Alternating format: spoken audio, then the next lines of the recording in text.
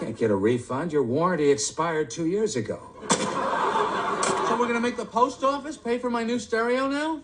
It's a write-off for them. How is it a write-off? They just write it off. Write it off what? Jerry, all these big companies, they write off everything. You don't even know what a write-off is. Do you? No, I don't. But they do. And they're the ones writing it off. This video is all about tax write-offs, and a tax write-off, if you haven't heard of it before, is going to be the term that is most commonly used by most people. So most people refer to this stuff as tax write-offs, but really the legal term used on taxes and tax accountants use is called tax deductions. But if you use tax deduction or tax write-off, it doesn't really matter. You know, at the end of the day, it's the same exact thing. So what is it? What is a tax deduction? So let's say you have your income for the year over here on the left, then you send it through the tax write-off machine, and it comes out as much less income that you can actually be taxed on. So that means you're going to pay overall less taxes. So let's go ahead and do a replay of this, and this time Uncle Sam is watching, and he's got a big old smile on his face because there's your income for the year there, and he knows he's going to get a good chunk of that for taxes. But if we put it into that tax write-off machine, that frown starts to turn upside down because now you have much less taxable income over there, and that means he can't get as much of it. But he's not going to stop trying to come for it. So the goal of tax deductions or tax write-offs is to reduce your taxable income so you pay less taxes. Question is, how do you do it? And there's two primary ways, and we're going to look at those right here: the standard deduction and by using itemized deductions. But you can't use both. You have to pick one. So let's start with the standard deduction. And the standard deduction is a tax deduction that everyone can take. And so you just start off and you can just take the standard deduction and decrease your taxable income. And we're going to look at what that number is for each filing status.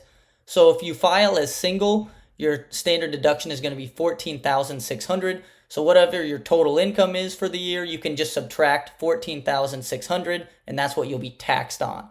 If you're married and file separately, it's going to be the same, $14,600. If you file a single head of household, it's going to be $21,900 that you can deduct from your total income. And then if you file married jointly, so your combined incomes for both of you, you can deduct $29,200 combined. So whatever your income is, subtract $29,200, and that is what you would end up being taxed on. So that's the standard deduction. Now let's look at itemized deductions. And itemized deductions are going to be expenses allowed by the IRS that you can use to decrease your taxable income, aka write-off or tax write-offs. So home mortgage interest is the first and main one. I want to put a star by this one because this is the most commonly used and usually the biggest amount that you can use as an itemized deduction for most people.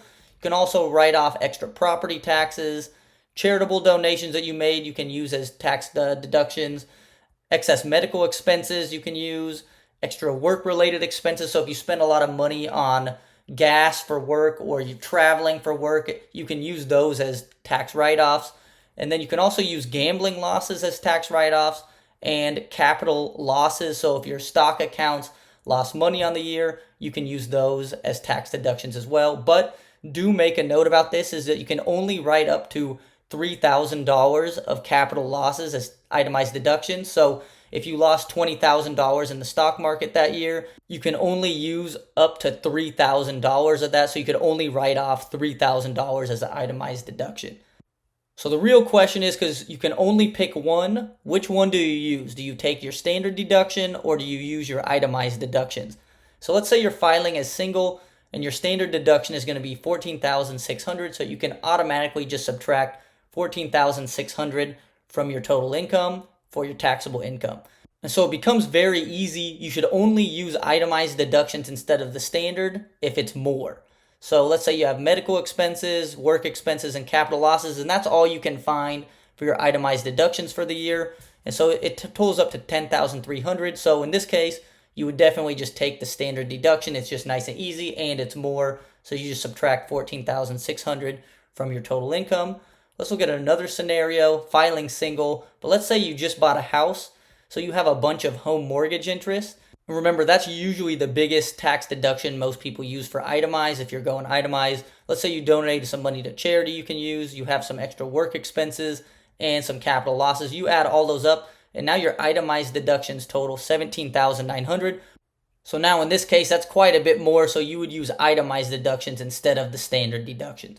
So let's look at the scenario, and let's say you use all those itemized deductions and you made $80,000 for the year, and we're going to have Uncle Sam watch your income decrease from taxable income as we throw it through all those itemized deductions. So $80,000, subtract the $17,900 of itemized deductions, and now you are only taxed on $62,100, and now you just stole Uncle Sam's smile because you just decreased your taxable income by $17,900.